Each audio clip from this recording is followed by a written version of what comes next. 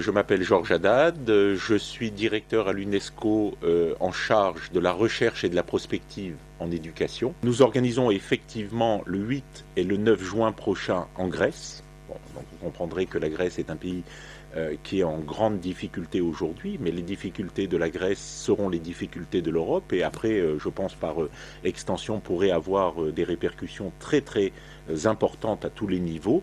Et donc nous avons décidé avec un partenaire très important aussi qui s'appelle l'AFIRS, c'est l'agence francophone internationale de recherche en sciences de l'éducation, AFIRS, A-F-I-R-S-E, qui est un de nos partenaires. Nous avons décidé d'organiser ensemble, avec l'unité que je dirige, ce laboratoire de recherche et de prospective en éducation de l'UNESCO, que j'ai mis en place il y a un peu plus d'un an, un séminaire international sur la recherche en éducation et l'éducation en temps de crise.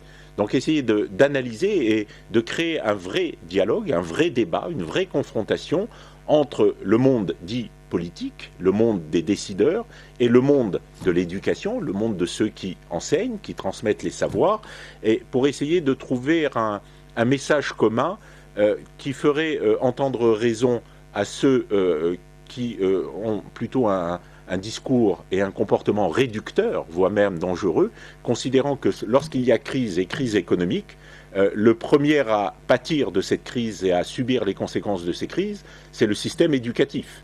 Et donc faire des réductions dans le domaine de l'éducation, parfois aussi de la santé, hein, ce sont deux domaines où on a tendance à faire des coupes budgétaires drastiques, et je pense que c'est une des erreurs fondamentales que doivent éviter tous les responsables politiques.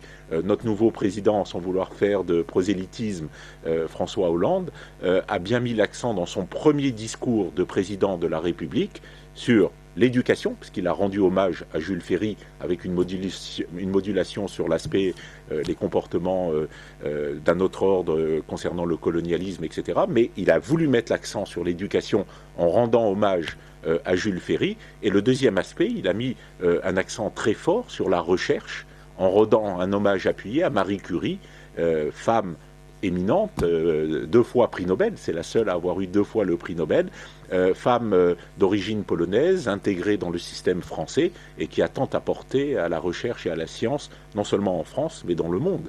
Donc voilà, 2 messages très forts, éducation et recherche. Et il est clair que lorsqu'il y a crise, c'est le moment ou jamais de mettre l'accent et l'effort sur l'éducation et la recherche pour créer les conditions d'un développement. C'est-à-dire que vouloir avoir une approche sur des restrictions budgétaires et mettre les efforts et les contraintes sur l'éducation et la recherche, c'est à mon avis faire preuve de cécité au niveau politique. Il est clair que lorsque ça va mal, c'est là qu'il faut créer de plus en plus de désir et de dynamisme autour de ces 2 missions fondamentales que sont l'éducation et la recherche. Et on ne peut pas les séparer. Hein. Moi, je crois qu'on ne peut certainement pas séparer éducation et recherche. Et j'espère que le message qui viendra de ce séminaire international, et je n'en doute pas, sera un message très fort en direction de ceux qui ont entre les mains les rênes de la politique et des décisions. C'est de leur dire, eh bien, nous sommes en crise, nous sommes en difficulté, c'est le moment ou jamais de mettre tous les moyens au service de l'éducation, de la recherche, pour que l'innovation et le développement prennent toutes leurs mesures, et de mettre l'accent sur la croissance qui est si importante, particulièrement en temps de crise. On ne peut pas se limiter à faire des coupes budgétaires et des restrictions budgétaires et de dire on verra dans 5 ans, dans 10 ans. Je crois que la mission d'un homme et d'une femme en responsabilité politique, c'est de voir à moyen terme et parfois à long terme pour essayer de proposer à la société toutes les conditions qui amèneront la croissance, le développement et des jours plus heureux, surtout dans les moments en difficulté. Hein. Je crois que c'est vrai qu'il faut affronter la tempête.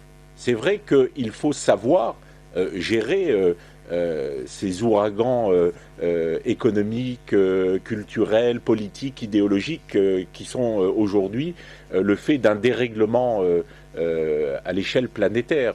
Je suis en train de finir un très beau livre d'Amin Malouf